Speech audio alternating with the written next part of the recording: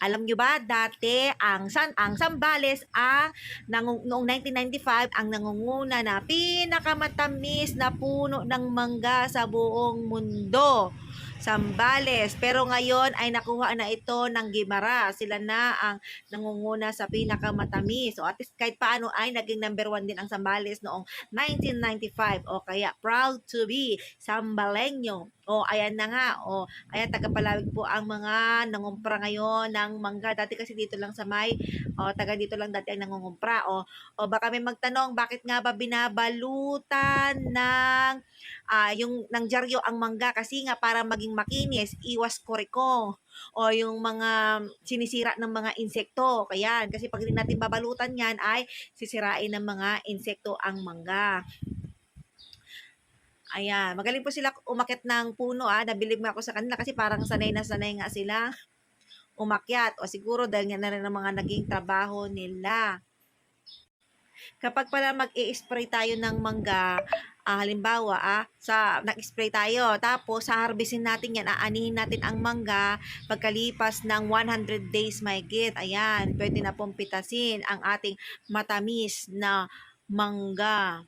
Ayan, yung kinukumpara din po nila, minsan pinupunta rin po nila ng Manila yan, in-order din po nila yan kung saan saan na rin nakakarating ang ating matamis na mangga ng Zambales. Alam nyo ba nung bata ako, naku, super dami talaga ng bunga yan.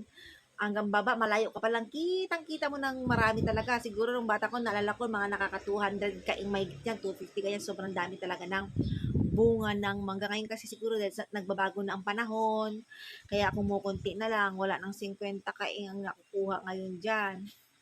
Kunti na lang.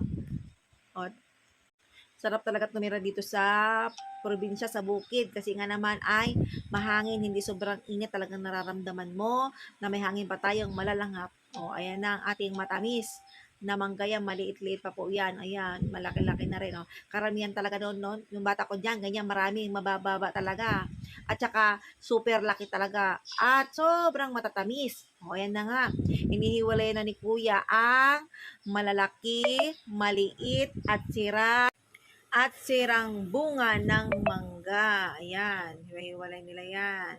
Nalagay na nila sa karton, dinatauso ngayon yung kaing kasi dati kaing, ngayon kinakarton na lang pala nila yung mangga. Depende siguro sa mga nangungumpra kasi dati kaing ang pinaglalagyanan ngayon binago na nila karton na. O ayan pala, alam nyo kung minsan swertihan lang din talaga ang basta't walang bagyo. Halimbawa nag-spray ka tapos umulan, naku, ang daming sira ng mangga. Luging-lugi. O halimbawa humangin, ayan, namumulaklak na ang mga ng mangga, ayan, lugi na. Kaya